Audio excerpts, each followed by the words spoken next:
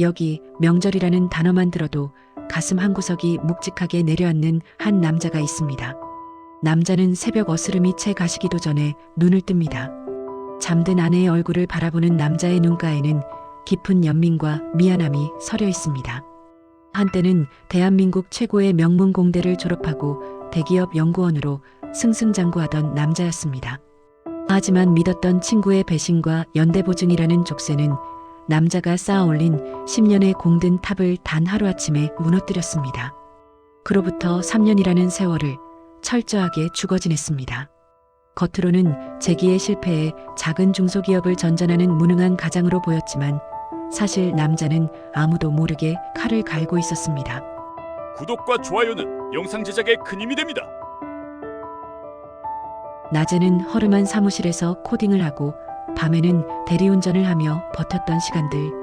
남자는 그 지옥 같은 시간을 견디며 세상을 뒤흔들 새로운 플랫폼 기술을 개발하고 있었던 것입니다. 하지만 아직은 때가 아니었습니다. 완벽한 성공에 확신이 들기 전까지 남자는 철저히 자신의 발톱을 숨기기로 했습니다. 그것이 남자가 가족을 지키는 방식이었습니다. 하지만 세상의 현실은 가족이라는 이름으로 묶여있는 사람들은 남자의 속사정을 기다려주지 않았습니다. 특히 처가 식구들에게 남자는 그저 실패한 인생의 표본일 뿐이었습니다. 이번 설날도 예외는 아니었습니다. 무거운 발걸음으로 들어선 처갓집 현관. 장모님은 사위의 얼굴을 보자마자 반가운 인사 대신 혀를 차는 소리부터 냅니다. 손에 들린 소박한 과일 상자는 거들떠보지도 않은 채 짐은 구석에 두고 당장 앞침 하나 두르라고 명령합니다. 남자가 멋쩍게 웃으며 인사를 건네보지만 돌아오는 것은 눈치 없이 서성거리지 말고 베란다에 앉아서 파나 다듬으라는 차가운 핀잔뿐입니다. 남자가 베란다 구석에 쪼그려 앉아 매운 파 냄새를 맡으며 눈물을 훔치고 있을 때였습니다. 현관 밖에서부터 요란한 소리가 들려옵니다. 마치 개선장군이라도 되는 것 같은 당당한 발걸음 소리. 바로 유명 프랜차이즈 대표라는 둘째 사위 동서 부부가 도착한 것입니다. 현관문이 열리자마자 집안의 공기가 바뀝니다. 동서의 손에는 최고급 한우 세트와 굴비 박스가 들려있고 그의 아내인 처제의 어깨에는 명품 가방이 걸려 있습니다. 장모님은 신발도 신지 않은 채 맨발로 뛰어나가 동서를 맞이합니다. 얼굴이 더 좋아졌다며 역시 사업하는 사람은 귀티가 흐른다며 온갖 찬사를 쏟아냅니다. 베란다 구석에 있는 첫째 사위는 안중에도 없는 모습입니다. 거실의 풍경은 참혹할 정도로 잔인합니다. 동서와 처가 식구들은 따뜻한 난방이 느껴지는 거실의 소파 상석에 둘러앉아 맛있는 과일을 깎아 먹으며 웃음꽃을 피웁니다. 장인어른은 동서에게 요즘 경기가 어떠냐며 사업 이야기를 묻고 동서는 거만하게 다리를 꼬고 앉아 자신의 무용담을 늘어놓습니다. 그 시각 우리의 주인공은 베란다의 찬바람을 맞으며 팔을 다듬고 양파를 까고 있습니다. 주방에서는 아내가 기름 냄새를 온몸에 뒤집어 쓴 채 묵묵히 전을 부칩니다. 거실의 화기애애한 웃음소리가 커질수록 주방과 베란다의 정막은 더욱 무거워집니다. 거실과 주방 사이에는 눈에 보이지 않는 거대한 신분계급의 벽이 가로막고 있는 듯합니다. 남자는 아내의 뒷모습을 보며 입술을 깨뭅니다. 자신이 못나서 사랑하는 아내까지 이 수모를 겪게 한다는 자책감이 가슴을 후벼 팝니다. 점심시간이 되었습니다. 굴욕은 식탁 위에서 절정에 달합니다. 상석은 당연히 돈 잘 버는 동서의 차지입니다. 첫째 사위인 남자의 자리는 식탁 모서리, 뜨거운 찌개 냄비가 놓여 있어 팔조차 제대로 뻗을 수 없는 불편한 자리입니다. 동서는 최고급 갈비찜을 집어먹으며 짐짓 걱정하는 척 남자를 긁어대기 시작합니다. 형님, 요즘은 뭐 하세요? 아직도 그 컴퓨터 만지는 거 하세요? 아니, 나이도 있으신데 언제까지 뜬구름만 잡고 계실 거예요? 남자가 현실 감각이 있어야죠. 동서의 말에는 가시가 돋쳐 있습니다. 장모님 역시 동서의 말을 거들며 사위의 가슴에 대못을 박습니다. 그래, 김서방. 박서방 말이 100번 맞다. 쥐꼬리 월급으로 내 딸을 언제까지 고생시킬 거야? 자네가 능력이 없으면 몸이라도 건강하니까 막노동이라도 뛰어야 하는 거 아니야? 남자는 밥알이 모래알처럼 느껴지지만 묵묵히 국물만 떠먹을 뿐입니다. 아내가 참다 못해 숟가락을 내려놓으려 하자 남자는 식탁 밑으로 아내의 손을 꽉 잡으며 참으라는 신호를 보냅니다. 자신이 여기서 화를 내면 아내와 처가댁 식구들의 관계마저 끊어질까 두려웠기 때문입니다. 그런데 동서가 넘지 말아야 할 선을 넘고 맙니다. 동서는 자신의 지갑에서 5만 원권 몇 장을 꺼내더니 마치 적선하듯 남자의 밥그릇 옆에 툭 던집니다. 그리고 입가에 비릿한 미소를 띠며 말합니다. 형님, 제 매장에 배달기사 자리가 하나 비는데 거기라도 들어오실래요? 월 300은 챙겨가요. 자존심 버리고 배달통 드시죠. 그리고 이거 차비나 하세요. 올 때 보니까 형님 차 타이어가 다 닳았던데 그러다 사고 나면 우리 처형 다쳐요. 형님은 다쳐도 괜찮지만 처형은 귀한 몸이잖아요. 농담이 농담처럼 들리지 않았습니다. 돈이 식탁 바닥으로 팔랑거리고 떨어지는 순간 남자의 숟가락질이 멈춥니다. 식탁에는 정적이 흐릅니다. 남자가 천천히 고개를 듭니다. 평소에 순둥이 같던 주눅 들어있던 눈빛은 온데간데 없습니다. 서늘하고 깊고 날카로운 눈빛만이 남아있습니다.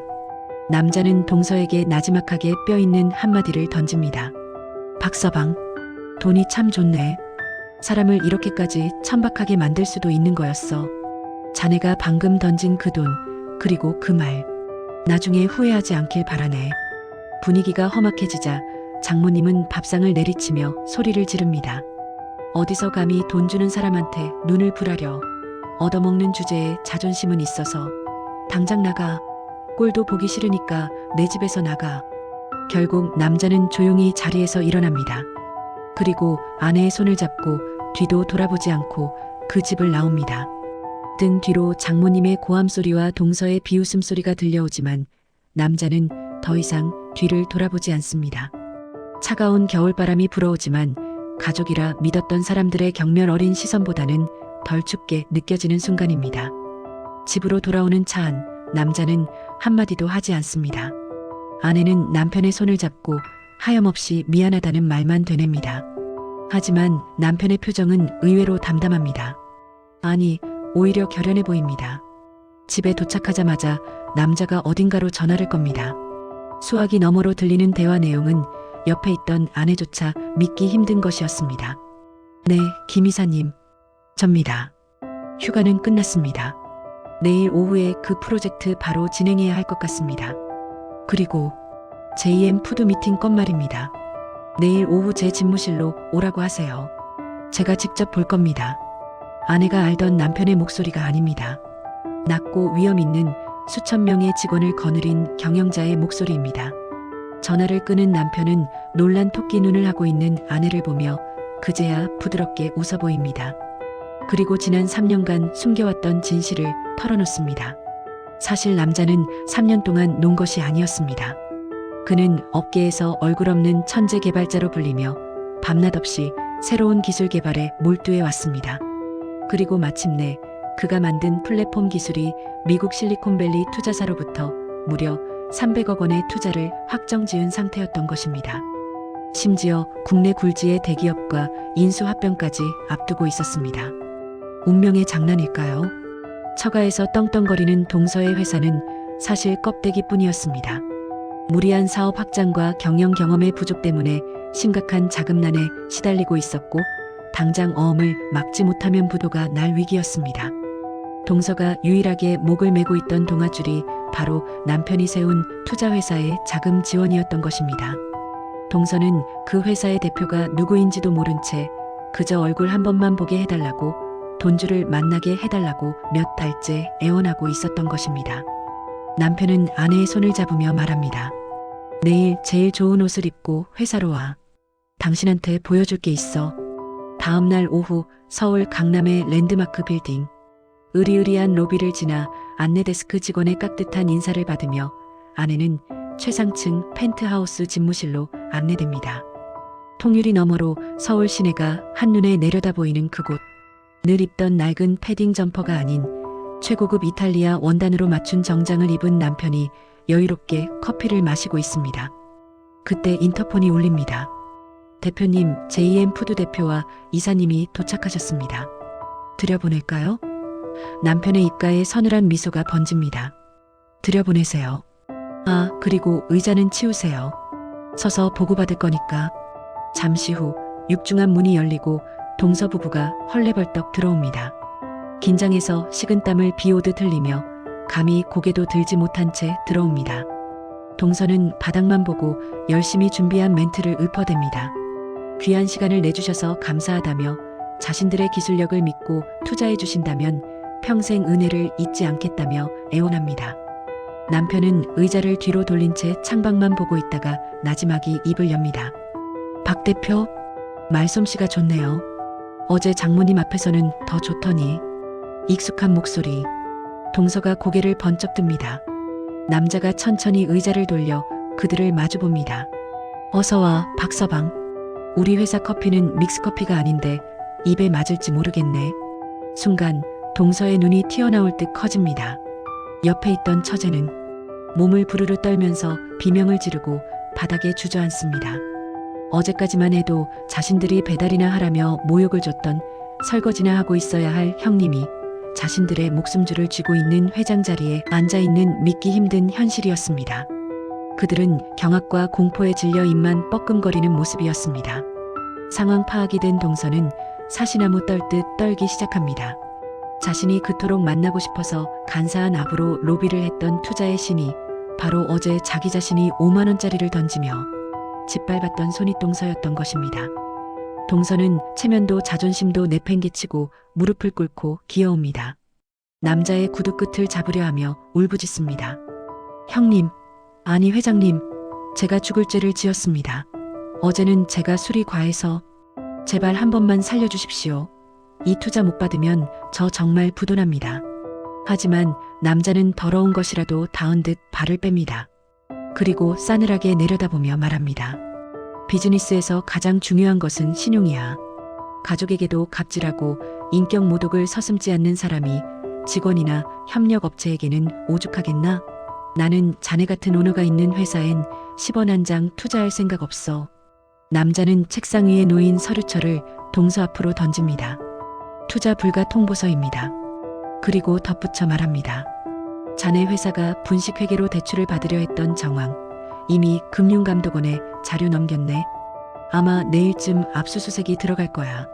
감옥 갈 준비나 하게. 동서와 처제는 울부짖으며 아내에게 매달리지만 아내 역시 그들을 외면합니다. 보안 요원들에 의해 끌려나가는 두 사람의 비명소리가 복도에 메아리칩니다. 그로부터 5년이라는 시간이 흘렀습니다. 권선징악이라는 말이 있듯 동서의 회사는 처참하게 무너졌습니다. 동서는 사기 및 횡령 혐의로 감옥살이를 했고 처제는 빚더미에 앉아 모든 재산을 압류당했습니다. 장모님은 그 충격으로 화병을 얻어 알아누웠고 집안은 풍비박산이 났습니다.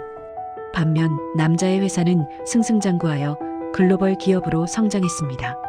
남자는 아내와 함께 노블레스 오블리주를 실천하며 존경받는 기업가가 되었습니다. 어느 비오는 겨울밤 남자의 회사 로비에 남루한 차림의 남녀가 찾아옵니다. 출소 후 갈 곳이 없어 찜질방을 전전하다가 결국 자존심을 버리고 찾아온 동서와 처제입니다. 5년 전의 기세등등함은 온데간데였고 초라하고 비굴한 모습뿐입니다. 그들은 눈물을 흘리며 밥 한 끼만 먹을 수 있게 해달라고 잠잘 곳이라도 좀 달라고 애원합니다. 남자는 그들을 자신의 개인 접견실로 부릅니다. 따뜻한 차 한 잔을 내어주며 남자가 말합니다. 자네들 갈 곳이 없다고? 내게 빈집이 하나 있긴 하네. 내가 예전에 투자용으로 사둔 허름한 빌라가 하나 있어. 지금은 비어 있으니 거기서 지내도록 해. 동서 부부의 얼굴에 화색이 돕니다. 역시 형님밖에 없다며 평생 은혜를 갚겠다며 머리를 조아립니다. 하지만 남자의 말은 거기서 끝나지 않았습니다. 공짜는 없어. 세상에 공짜 점심은 없다는 거 자네가 나한테 가르쳐 준 거잖아. 보증금은 내가 면제해 줄 테니 매달 월세 50만 원은 꼬박꼬박 내게. 하루라도 밀리면 바로 퇴거야. 동서는 당황했지만 당장 갈 곳이 없기에 고개를 끄덕입니다. 하지만 가진 돈이 한 푼도 없는 그들이 월세를 낼 방법이 막막합니다. 그때 남자가 책상 서랍에서 무언가를 꺼내 동서 앞에 툭 던집니다. 그것은 5년 전 동서가 남자에게 던졌던 것과 똑같은 오토바이 헬멧과 배달 조끼였습니다. 월세 낼 돈이 없으면 일을 해야지. 마침 우리 회사 구내식당이랑 연계된 배달업체에서 기사를 구한다고 하더군. 자네가 예전에 그랬지? 자존심 버리고 배달통 들면 월 300은 번다고. 그 좋은 일자리 내가 특별히 자네한테 주선했네. 내일부터 바로 출근해. 동서의 얼굴이 치욕으로 붉게 물듭니다. 5년 전 자신이 형님을 조롱하며 했던 말이 부메랑이 되어 정확하게 자신의 심장에 꽂힌 것입니다. 하지만 거부할 수 없습니다. 당장 굶어 죽지 않으려면 형님이 시키는 대로 해야 하기 때문입니다. 이제 동서는 매일 낮 낡은 오토바이를 타고 형님의 회사로 배달을 옵니다. 1층 로비에서 형님을 마주칠 때마다 동서는 90도로 허리를 숙여 인사합니다. 회장님, 식사 배달 왔습니다. 남자는 그런 동서를 보며 옅은 미소만 지을 뿐입니다. 그리고 매달 말일이 되면 동서는 땀 흘려 번 돈을 꼬깃꼬깃 모아 형님의 계좌로 월세를 입금합니다. 남자는 그 돈을 한 푼도 쓰지 않고 모아서 형편이 어려운 학생들을 위한 장학금으로 기부합니다. 기부자 명단에는 익명으로 처리하지만 남자는 압니다. 그 돈이 동서의 피눈물이라는 것을. 남자는 복수를 완성했습니다. 피를 묻히지도 고함을 지르지도 않았습니다. 그저 그들이 자신에게 했던 대로 철저한 자본주의의 논리로 그들을 자신의 발 아래 둡니다. 그들에게 밥을 먹여주고 잠잘 곳을 주었지만 그 대가로 그들의 자존감을 매일 조금씩 갉아먹는 형벌. 이것이야말로 남자가 선택한 가장 우아하고도 잔혹한 복수였습니다. 오늘도 동서는 형님의 건물로 배달을 갑니다. 헬멧을 쓴 그의 눈에서 후회의 눈물이 흐르지만 시간을 되돌릴 수는 없습니다. 타인의 가슴에 못을 박으면 언젠가 그 못이 내 가슴에 더 깊게 박힌다는 진리. 그 단순한 진리를 너무 늦게 깨달은 대가는 평생토록 갚아야 할 빚으로 남았습니다.